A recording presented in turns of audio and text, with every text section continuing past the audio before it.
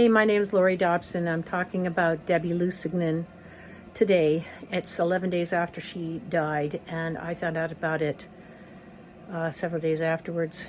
Shocked, and I'm still in a state of grief. And I wanted to do this video to talk about what I knew about her and why it was unique. Her life was unique, and why she affected us, and really what it was about her authenticness, as some have said, but also how important she still is, and what we can draw from her life as an example to still follow. And I will say, because I was so sad when she said she was going to stop making her videos, because I'd been following pretty religiously and modeling a lot of my behaviors on Debbie's leadership.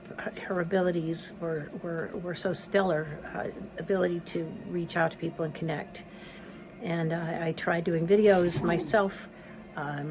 Excuse my 3 dachshunds here, making noise. It's December 20th. Debbie was a real light for me. I was going through lots of transition. I was living on a boat for a while in the Caribbean. I was moving. I live in Maine, and but I was back and forth. And then I decided to run for office for Bernie, and became a Bernie candidate. And I was just as stunned as she was when he gave up at the convention, and just sort of showed himself to be the sheepdog that he was. And then everything just seemed so hard to maintain a hopeful front, because it was the true disillusionment of putting your efforts and your faith in someone. Not that we really had many choices out there, but he looked to be the best possible, and it looked like enough people were going to work to make that happen and follow through, that when he just showed himself to never have intended to do anything for us, really. He was doing it for his buddies in the Senate and whatever it was, his own needs for power. He was a failed leader, and then what was great about Debbie was she was looking right at it, and she wouldn't not look at it. She wouldn't comfort herself trying to find positive ways to spin it. She just took on Dem exit, which was leaving the Democratic Party, and I also felt the same way, and I did feel very happy that she had helped me say never again, and bowed out at that point. And I'm still having a hard time with it, because I put so much of my time and faith and efforts into the party over the years. I mean, more than most people.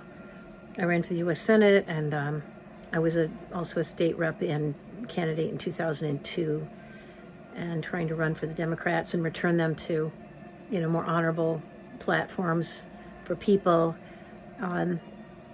Anyway, so when the COVID thing hit, I was stunned, because I was an EMT, and I mentioned the masks on a video and got suspended for 2 years just for that, and then later taken off of both my rescue squads. And I was so sad that just talking about it made me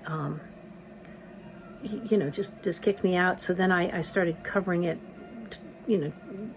determined to cover it. And then I also wrote for Trial Site News, and I started a news media column called The Fortnighter at Fort Fairfield Journal, which is a state free speech newspaper run here. It's a good place to be able to tell my truth. And I've decided that videos are not as, I'm not, somehow I don't know what it is. I don't have the charisma and the quick wit on my feet that Debbie had. And but what I will say about Debbie is that she really helped me stay on my feet and try to give whatever gifts I could give of myself, because I felt that it was paramount that we live our life doing that. And her irreverence and her willingness to try different things and say different things, just to break the mold of just break out of the sleep of not not coming out with yourself, and on every possible turn. Just so I also remember. I remember her about Christmas. She loved Christmas. So there you go, Deb. And she was frustrated about having to hold back sometimes. I remember her in the car, kind of looking around, making sure she had the time to talk. At home, she seemed more free, and in her garden, her little efforts there were really sweet. And then I felt the shudder, the same feeling of, just I felt for her when she was really panicked about the black car outside, because a lot of us were afraid that she was putting herself in harm's way by what she was saying. It wasn't so much what she was saying, but the fact that she proved that she would not be silenced or diminished in her videos. She did not hold back, and I think that at a certain point, I think she didn't want to compromise the videos and her communications, and she wanted to let them stand for what they were. And that's I guess I'm speculating, because when she stopped making them, I felt like such a loss, and I tried to save them, and then she just disappeared them, and one day they were gone. And then she came back, and she said so many people had asked her, and she gave another couple of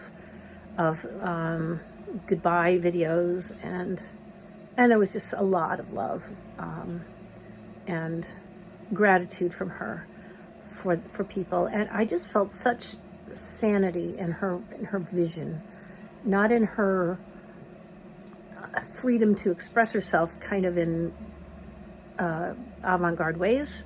It was just a personality thing. I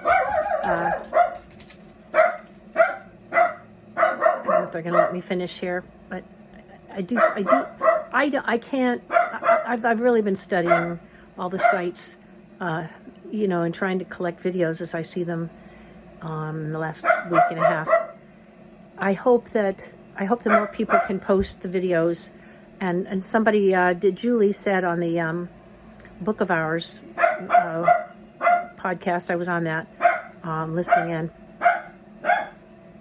Hang on a second. Sebastian, enough. That's not going to work. Well, we'll see. Okay.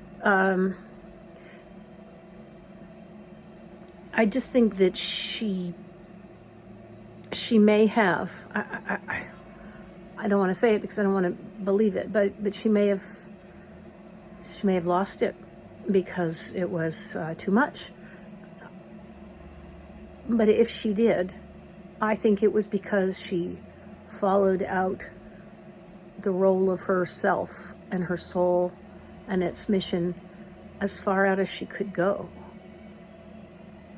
And so many people lose it for a lot less than that, because they discover their truth at the end of their life. And she discovered it early, and she found it, and she worked it.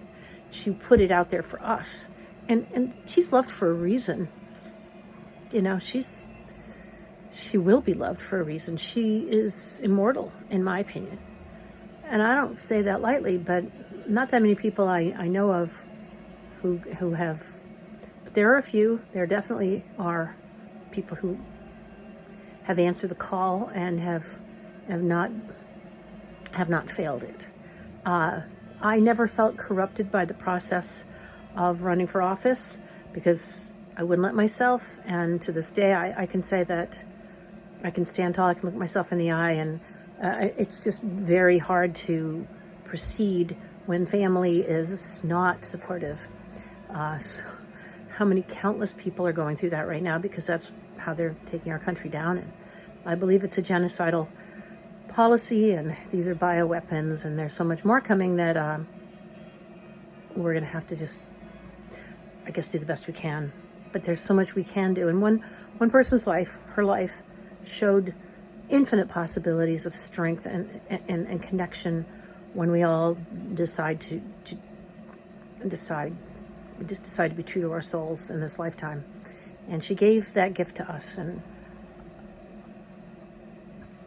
my gratitude will remain for her, whatever happened. So family, tell the truth, okay? Do her justice. and just give her love, because she absolutely earned it.